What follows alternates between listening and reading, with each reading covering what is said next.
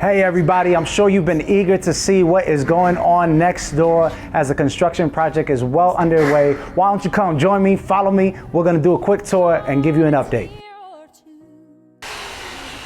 So we are standing here in what will be our future lobby. You can see the elevator shaft here to my side, and just behind me you see this is where our nursery is, our current restroom is. Well, that wall is going to be moved out shortly, and this will connect to enter and welcome all of our guests whenever they come. Whenever you come, this will be our new entrance welcoming you into the church here at Van Ness. Why don't we come down the hallway and see what else is going on. I'm standing here on the corner of this ground floor corridor, which will eventually be our connection point. When first time guests come, when you want to sign up for different activities as a volunteer or a new class that might be starting, or someone's coming and they want to know what are we about as a church and how can they get plugged in, this will be the place for them to come to be able to get connected with somebody from our hospitality team and learn what's going on Monday through Saturday and how can I get more involved on what's taking place on a Sunday morning. So from our ground floor, follow me up as we head to the second floor so you can see where our new nursery, toddler space, and kids playroom will be.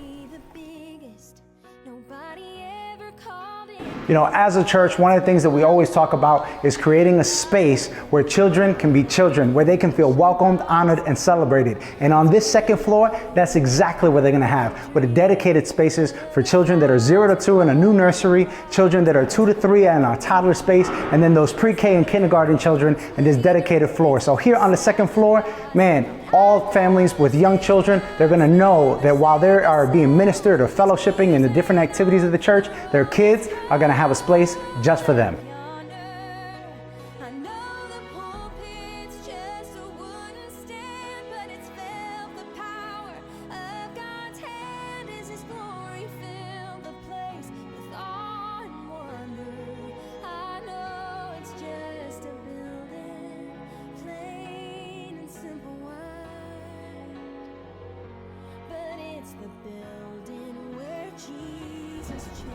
Maybe you ran up the stairs with me, or maybe you took out the elevator, but you have just arrived to the third floor where we're gonna have our dedicated space for our youth and young adults. Let's check it out.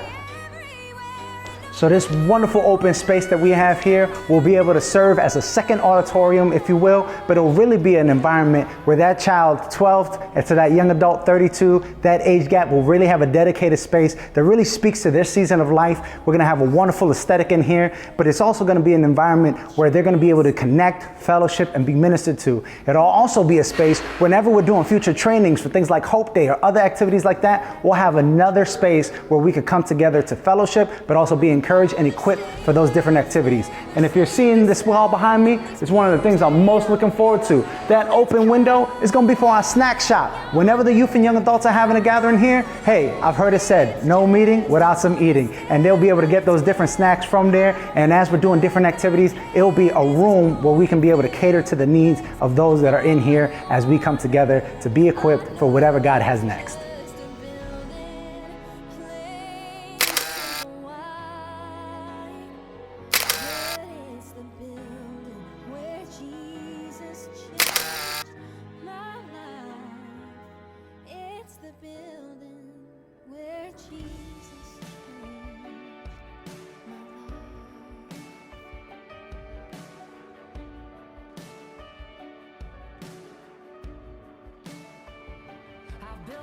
So we've made it here to the top floor, our fourth floor, which will be able to be our classroom spaces where we'll be able to have people come and gather on Sunday schools. But you know something? I really want to share one of the things that I'm really excited about. This building is going to position us as a church to meet the needs in our community. And we're going to be able to do that by spaces that we've seen below, but really on this floor. There are so many people who are in need in our community and wonderful organizations that are doing relief work. And we'll participate in those things. But you know what's needed beyond relief? It's recovery and rehabilitation.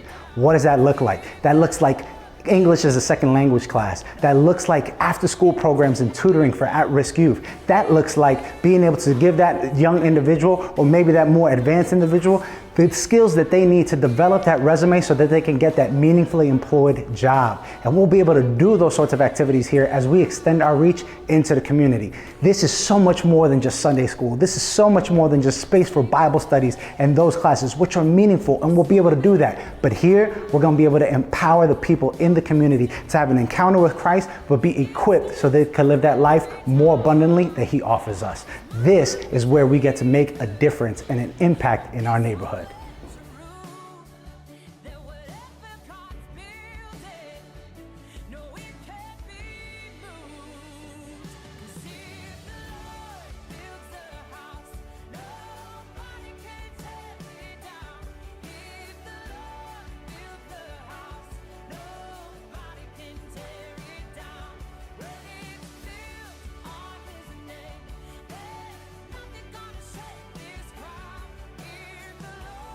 Hey, are you running late for your class? Guess what? Right here, you're gonna be able to get your cup of coffee or whatever it is that you need so that as you're sitting there in Sunday school, you can have that warm beverage, that nice little snack, or whatever it is. As you come out of our elevator, it'll be right there waiting for you. I'm so excited to be able to have walked this building with you. There's one last thing I wanna share. Follow me.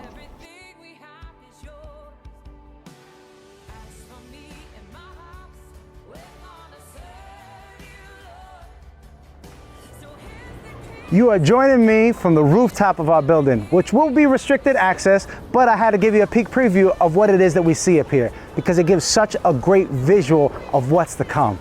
We are currently 50% to budget and 50% to completion of this project because of your faithfulness, because you've given, because you've prayed. We've made it this far because of God's help. But you know what? When I stand up here and I look around, I realize there are great things on the horizon. And even yet, while we stand in restricted access, there's no limit to what God is gonna do through this building because ultimately, only the sky is the limit of what God wants to do.